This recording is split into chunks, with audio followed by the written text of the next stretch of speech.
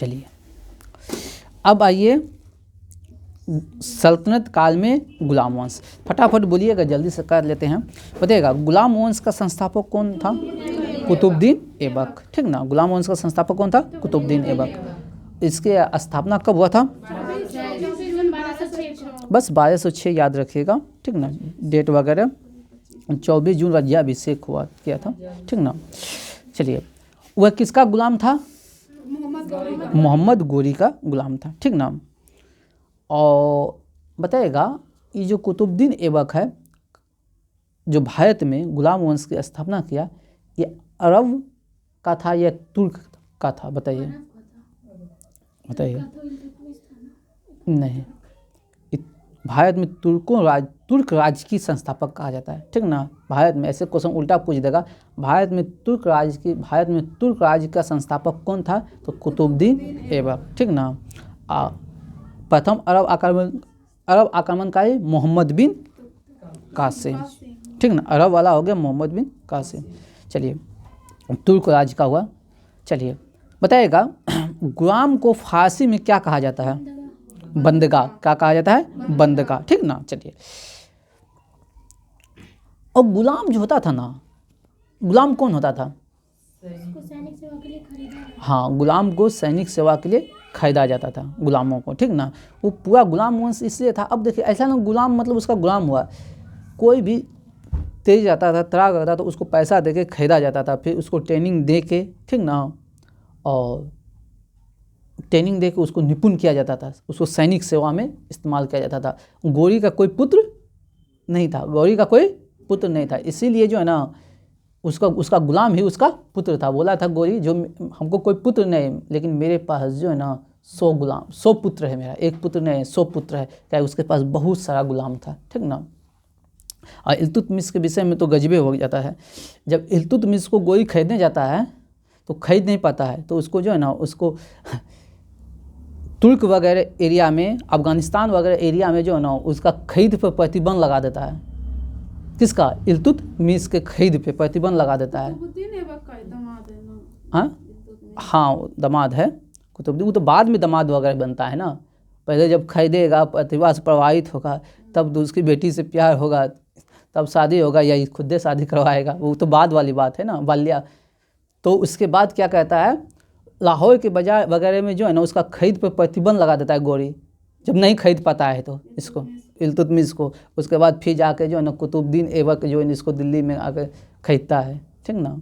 तो फिर उसको दिल्ली में खरीदता है कुतुबुद्दीन ऐबक, क्योंकि उधर जो है ना उस पर प्रतिबंध लगा देता है गोरी, जब वो नहीं खरीद पाता है प्रतिबंध लगा देता है। चलिए हाँ, कुतुबुद्दीन ऐबक का राज्याभिषेक कब होता है? 24 जून 1206 को। ये कभी भी उपाधि धारण नहीं करता है, बस शिल्पकार और मलिक की उपाधि धारण करता है, ठीक ना। राजा के नाम का कोई उपाधि धारण नहीं करता है, इसलिए नहीं करता है क्योंकि गोरी का कौन जी था? गुलाम था, ठीक ना, इसलिए राजा का कोई उपाधि धारण नहीं करता था। इससे लाल बख्श कहा जाता था, ठीक ना, सखी कहा जाता था। कुरानों का इस जब गाता था ना तो बहुत सुरीला जो है ना कुरान जो गाता था तो बहुत अच्छा गाता था, इसलिए इसको कुरान खान कहा जाता था। लाखों का दान, हाँ कुरान भी याद था इसको, और लाखों के दान देने के कारण जो है ना लाल बख्श कहा जाता था, ठीक ना। इसे सखी भी कहा जाता था, दूसरों के दर्द को झेलने के कारण इसे सखी भी कहा जाता था, ठीक ना, कुतुबुद्दीन ऐबक को। चलिए ये जो ना 1208 ईस्वी में गोरी का भतीजा से, ठीक ना, गायसुद्दीन महमूद से, गोरी का भतीजा था गायसुद्दीन महमूद से ये जो है ना मुक्ति पत्र लिया था। बगदाद के खलीफा से नहीं लिया था। हम बताए थे जो इस्लाम धर्म में था तो उसका सबसे मुख्य पदवी था खलीफा का, 1924 तक चलते रहता था। खलीफा से कोई मुक्ति पत्र नहीं लिया था, बस रहते गोरी के जो भतीजा था उससे 1208 में मुक्ति पत्र लिया था गायसुद्दीन महमूद से। चलते हैं आगे बढ़ते हैं हम लोग। बताइए 2.5 दिन का झोपड़ा जो है ना किसने बनवाया था? कुतुबुद्दीन ऐबक। 2.5 दिन का झोपड़ा किसने बनाया था? कहाँ बनवाया था? अजमेर में। कहाँ बनवाया था? अजमेर में। कुव्वत उल इस्लाम मस्जिद, कुव्वत उल इस्लाम मस्जिद किसने बनवाया था? दिल्ली में, बात समझे। 2 को स्थापना किया था, दोनों याद रखेगा। और ये सब तो लिखा हुआ है। और एक कुतुब मीनार बनवाया था, कुतुब मीनार, ठीक ना। हाँ, कुतुब मीनार की नींव डाला था, ठीक ना। और किसके याद में डाला था? बख्तियार काकी, बख्तियार काकी, अपने गुरु बख्तियार काकी के याद में बनाता है, ठीक ना। और कितना ऊंचा रहता है? 225 फीट, ठीक ना, 225 फीट। इसको पूरा नींव डलवाया, फिर उसका मृत्यु हो जाता है, उसको पूरा करवाता है कौन? इल्तुतमिश। लेकिन फिर उस पर ठंका गिर जाता है, ठीक ना। तो फिरोज शाह तुगलक बनवाता है, ठीक ना, 234 फीट ऊंचा, ठीक ना। चलिए, और इसी का ऐबक का ही एक सेनापति था, ठीक ना, ऐबक का ही एक सेनापति था बख्तियार खिलजी, जो कि बंगाल और बिहार के प्रांत में एक्टिव था। बंगाल और बिहार में इसका सेनापति कौन था? बख्तियार खिलजी। किस इलाका में एक्टिव था? बिहार और बंगाल में। इन्होंने जो नालंदा विश्वविद्यालय जो था ना, उसको ध्वस्त करवाया था, नालंदा विश्वविद्यालय को, ठीक ना। और जो महाबोधि वृक्ष था उसको भी कटवाया था, ठीक ना, ये बख्तियार खिलजी, ठीक ना। ये बहुत ही जो है ना हिंदू विरोधी था, एकदम पूरा हिंदू विरोधी था। चलिए, और ऐबक जो है ना बहुत, इसका उम्र बहुत 1206 में बना और 10 में मृत्यु हो गया। कितना साल रहा? 4 साल। इसलिए साम्राज्य विस्तार नहीं कर पाया, इसलिए साम्राज्य विस्तार नहीं कर पाया, ठीक ना। मात्र 4 साल की अवस्था रहता है। और चौगाम खेलते हुए जो है ना 1210 में लाहौर में इसका क्या हो गया? मृत्यु हो गया, और इसका लाहौर में दफनाया गया। इसीलिए कहा जाता है। इसके बाद बनता है आराम सा, 8 महीना के लिए रहता है, बहुत छोटा पे रहता है, अयोग रहता है, ठीक ना। फिर उसके बाद हटा दिया जाता है उसको। उसके बाद बनता है इल्तुतमिश, 8 महीना तक रहता है आराम सा। उसके बाद कौन आ जाता है? इल्तुतमिश, ठीक ना। और इल्तुतमिश जो आता है, इसलिए कहा जाता है इल्तुतमिश को वास्तविक संस्थापक कहा जाता है। बोलेगा गुलाम वंश का वास्तविक संस्थापक कौन है? इल्तुतमिश। और इल्तुतमिश गुलाम वंश का वास्तविक संस्थापक क्यों है, बताइए। हाँ, सुल्तान की उपाधि धारण किया था, मुक्ति पद बगदाद के खलीफा से मुक्ति पद लिया था। ये सब तो एक फैक्चुअल बातें हैं, कॉन्सेप्चुअल बातें वो भी समझ लीजिए क्या था। क्योंकि जब दिल्ली के गद्दी पर बैठा कुतुबुद्दीन ऐबक, उसका टाइम पीरियड मात्र 4 साल का था। कोई भी समाज विस्तार वगैरह का कोई भी नीति वो चला नहीं पाया था, आप समझे। लेकिन जब इल्तुतमिश आया तो अपने समाज को सुदृढ़ किया और उसके बाद अपने समाज का विस्तार भी किया, ठीक ना। इसलिए वास्तविक संस्थापक को किसे कहा जाता है? इल्तुतमिश। तो ध्यान से क्वेश्चन पढ़ते समय आप ध्यान दीजिएगा पूछ रहा है क्या, बात समझे। ऐसा नहीं बोलिएगा गुलाम वंश का संस्थापक कौन है, पहला ऑप्शन में दे दे कुतुबुद्दीन ऐबक, वहाँ साइड में लिख दे वास्तविक संस्थापक, बात समझे, तो मार के निकल जाए, ठीक ना। वास्तविक बोल देगा तो इल्तुतमिश हो जाएगा, ठीक ना। चलते हैं। 1211 में दिल्ली के गद्दी पर बैठता है, ठीक ना।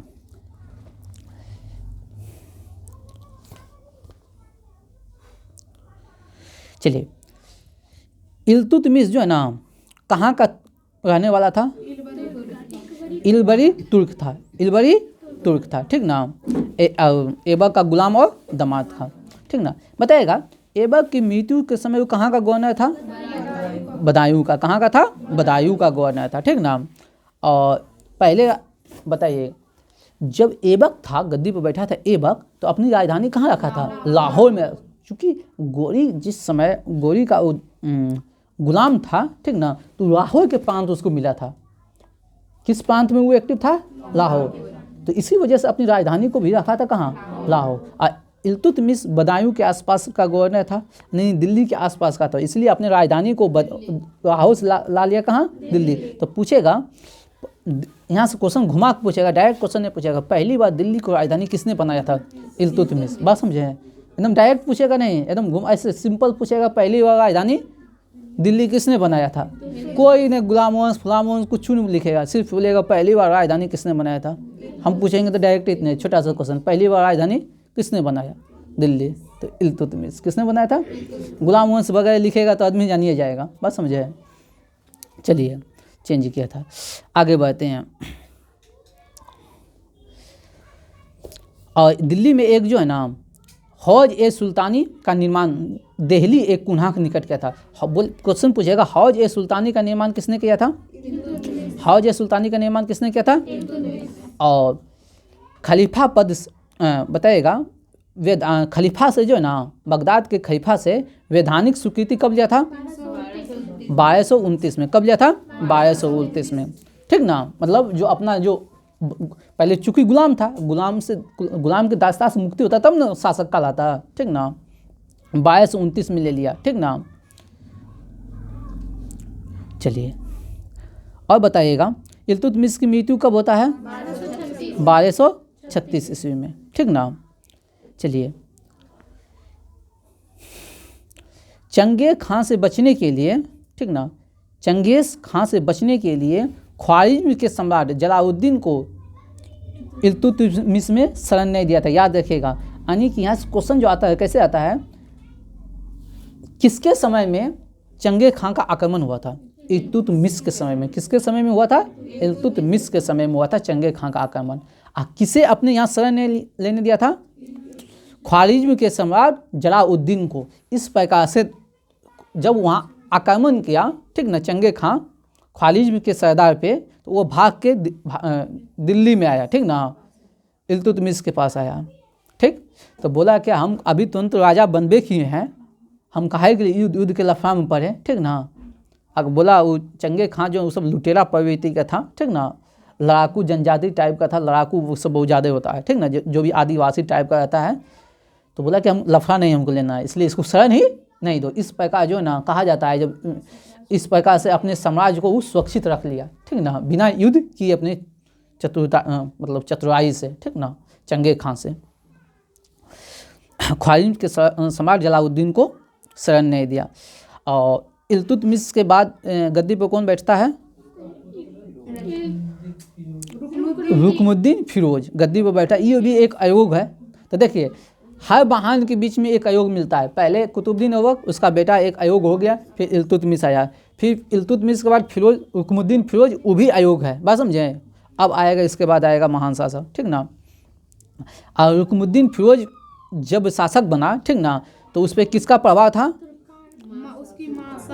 उसकी माँ शाह तुर्कान का उस पर प्रभाव था। ठीक ना, और जब भी, और इसके बाद जो है ना कौन आता है? रजिया सुल्तान। रुकनुद्दीन फिरोज को हटा कर कौन आता है? रजिया सुल्तान।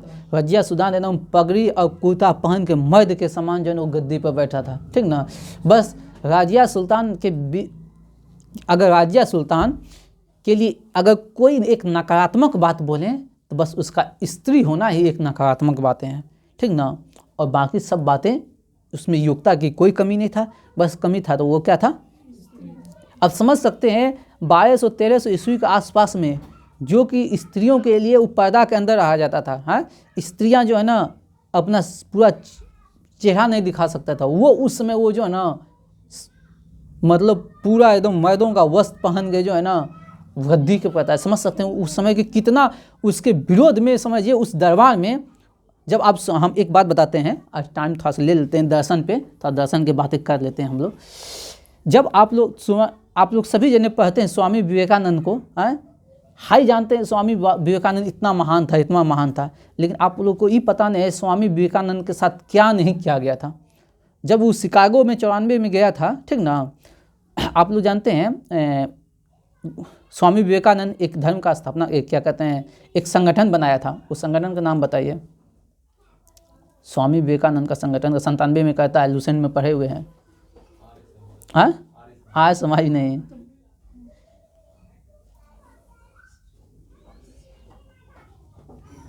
1800 लुसेंट में दिया हुआ है, 1897 में स्वामी विवेकानंद।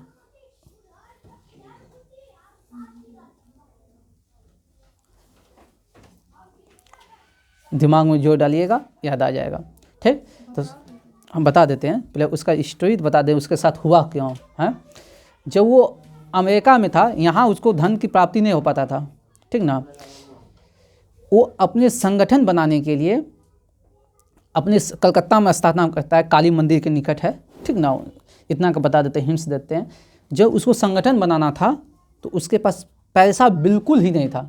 ठीक ना, तो अमीर वह जो उसको कुछ पैसा से सपोर्ट करता था, लेकिन उस पैसा को लेने से वो इनकार कर दिया। पूछे काहे? क्योंकि वो लोग जो है ना उसकी नीति पे नहीं चलता था। तो वो यहाँ से अमेरिका गया तो वहाँ भी धन का इकट्ठा किया, तो यहाँ का जो उसका विरोधी वर्ग था तो वहाँ भी उसको विषय में ये गलत प्रचार फैला दिया गया स्वामी विवेकानंद के विषय में, जो वो भगोड़ा टाइप का इंसान है, वो बहुत ही गलत आदमी है। यानी कि जब तक स्वामी विवेकानंद जिंदा था तो उसके संबंध, उसको इतना भारत में विरोध हुआ था, इतना भारत में विरोध हुआ था, उसको पाखंडी तक कहा गया था। जैसे गौतम बुद्ध को 5 उसको ब्राह्मण साथी भी पाखंडी बोला था, और उसे स्वामी विवेकानंद के साथ किया था। और वो जब वो अपनी सिस्टर निवेदिता को लेटर लिखता है तो उसमें कहा जाता है, वो कहता है जो हम एक एक पैसा का, मेरा स्वास्थ्य एकदम बिगड़ रहा है, लेकिन हमको शायद हम रात दिन जो प्रवचन सुना रहे हैं उसके वजह से, लेकिन हमको पैसे की सख्त ज़रूरत है, ठीक ना, जिसके वजह से ये काम हमको करना है, क्योंकि आज हम रहें या ना रहें, लेकिन मेरे तरह कोई 100 व्यक्ति हो जाएगा तो मेरे संगठन को चला लेगा। उसके लेटर में जो इतना दर्द था, पैसा के लिए वो जो है ना 3 मरता है ताकि हम संगठन का निर्माण कर सके, ठीक ना, लेकिन उसको पैसा का हेल्प नहीं मिलता है। और भारत के विषय में बोला जाता है जो भारत एक जिंदा लाश है, भारत की आम जो है ना, है ठीक ना, और वेलूर मठ है, और बढ़िया से वहाँ पढ़िए, ठीक ना। और कहा जाता है जो भारत के लोग, जो स्वामी विवेकानंद का कथन है, रामकृष्ण मिशन, ठीक ना, रामकृष्ण मिशन बोलता है भारत के लोग जिंदा लाश है। भारत के लोग क्या कहता है? जिंदा लाश है। इसे कुछ भी समझ नहीं है, इसे हमको समझाना है। ये जो मध्यम वर्ग के लोग हैं, हमको पैसा लेना है कहाँ से? मध्यम वर्ग के लोग से। उसके बाद अपना संगठन बनाना है, उसको जागृत करना है। जिंदा लाश का था, ये मेरा कथन है, स्वामी विवेकानंद का कथन है, ठीक ना, जब वो अमेरिका वगैरह में थे तो, ठीक ना। तो ये भारत की दशा है। अभी भी क्या है, भारत के लोग के पास 10% लोग के पास समझ है, बाकी तो हवा में है। हवा में जो बात है उसी के पीछे पागल है, ठीक ना। ये अच्छा, ये मतलब ये सत्य बातें हैं। तो हम बात कर रहे थे किसका, क्यों ये कोटेशन आया? हाँ, तो आप समझ सकते हैं जब ये बात है, स्वामी विवेकानंद का था 1900 ईस्वी के आसपास में, ठीक ना, लेकिन इस 1900 ईस्वी में ये हालत है तो 1200 ईस्वी में समझ सकते हैं समाज का क्या मानसिकता। उस सारे बेरियों को तोड़ के एक स्त्री जो है ना शासिका बनता है, तो यानी उसके दरबार में जितना आदमी रहेगा सब उसका क्या होगा? विरोधी रहेगा। बात समझे? टोटल उसका दरबार में आदमी रहेगा क्या? बोलेगा मेरे में क्या कमी था, एक ईगो। बात समझे? और उस बीच में ही बनती है कौन जी? शासिका, ठीक ना। चलिए आगे बढ़ते हैं। हाँ, एक क्वेश्चन पूछा गया है, ठीक ना, पहले। हाँ, राजिया ने पर्दा प्रथा का त्याग कर पुरुषों की तरह चोगा और कुला टोपी, यानी कि पुरुषों का वस्त्र धारण कर, कुर्ता पैजामा पहन कर, टोपी पहन के, तलवार लेकर जो है निकलता था दरबार में, ठीक ना। राजिया ने मलिक जमालुद्दीन याकूत को अमीर ए आखू घोड़े का सरदार नियुक्त किया था। ये क्वेश्चन पूछा गया है, ठीक ना। अमीर ए आखू, राजिया ने अमीर ए आखू यानी घोड़े का सरदार किसे बनाया था? जलालुद्दीन याकूत को। किसे बनाया था? जलालुद्दीन याकूत को, ठीक ना। इससे हुआ क्या था जानते हैं? गैर तुर्क जो है ना सामंत बनने, गैर तुर्कों के सामंत बनाने के राजिया के प्रयासों को तुर्क अमीर विरोध हो गए थे। जो अमीर का सुल्तान बनाया, घोड़े का जो सुल्तान बनाया, किसको? जलालुद्दीन याकूत को, ये गैर तुर्क था, यानी तुर्क के रहने वाले नहीं थे। तुर्क के रहने वाले तो जो उसके दरबार में तुर्कवासी थे जितना भी, क्योंकि हम पहले क्वेश्चन बताए थे कुतुबुद्दीन ऐबक कहाँ के था? तुर्क था। राजिया सुल्तान जो अपने घोड़े का स्वामी बनाया वो गैर तुर्क को। किसे बनाया? गैर तुर्क। इससे क्या हो गया? जो तुर्क सरदार था वो उससे नाखुश हो गया और उसके हत्या का संयंत्र रचने लगा। और उस हत्या के संयंत्र रचने में जो है ना उसका जो पति है, क्या नाम है यहाँ? अल्तुनिया, वो भी था। तो अब सोचा क्या, और उसको जा रुकिए ना, युद्ध किया था अल्तुनिया से। हाँ हाँ, तो वही तो बोले, उसके हत्या के प्रयास रचने वाले में अल्तुनिया था, वही तो हम भी बात बोल रहे हैं, ठीक ना। और उससे युद्ध होता है, लेकिन बाद में जो है ना फिर से गद्दी प्राप्त करने के लिए वो अल्तुनिया से शादी ही कर लेता है ताकि हमको गद्दी मिल जाए, कोई तो मेरे सपोर्ट में रहे। और उस समय ये बहुत मतलब अल्तुनिया था, ये अच्छा था, मतलब ये थोड़ा युद्ध की नीति अच्छा रखता था, ठीक ना, इस वजह से। लेकिन फिर कैथल नामक स्थान पे दोनों का हत्या हो जाता है, कैथल नामक स्थान पर हत्या हो जाता है, फिर गद्दी प्राप्त नहीं कर पाता है, ठीक ना। हाँ, राजिया ने अल्तुनिया के साथ शादी हुआ शादी करने के बाद रजिया पुनः गद्दी प्राप्त करने का प्रयास करता है लेकिन असफल रहा। अब 1240 ईस्वी में केथल नामक स्थान पर उसकी क्या हो जाता है, हत्या हो जाता है। ठीक ना। चलिए अब उसके बाद कौन बनता है, बहराम शाह। ठीक ना। अब बहराम शाह भी 1242 में क्या हो जाता है, हत्या हो जाता है। ठीक ना। अब उसके बाद कौन बनता है, अलाउद्दीन मसूद शाह। ठीक ना। तो बहराम शाह और मसूद शाह दो याद रखिएगा, रजिया के बाद बहराम शाह और मसूद शाह, बहराम शाह और मसूद शाह। रजिया के बाद कौन, बहराम शाह और मसूद शाह। ठीक ना। और अब मसूद शाह के बाद कौन आता है, नसरुद्दीन महमूद। कौन आता है, नसरुद्दीन महमूद। तो कौन कौन हो गया, बहराम शाह, मसूद शाह और नसरुद्दीन महमूद। ठीक ना। और नसरुद्दीन महमूद के विषय में एक अच्छी बात कहा जाता है, वो अपना जीवन राजा बना है लेकिन अपना जो मुख्य पैसा था उसको बना के रखा। ठीक ना। वो अपना टोपी सी के ही जो ना अपना जीवन यापन करता था। ठीक ना।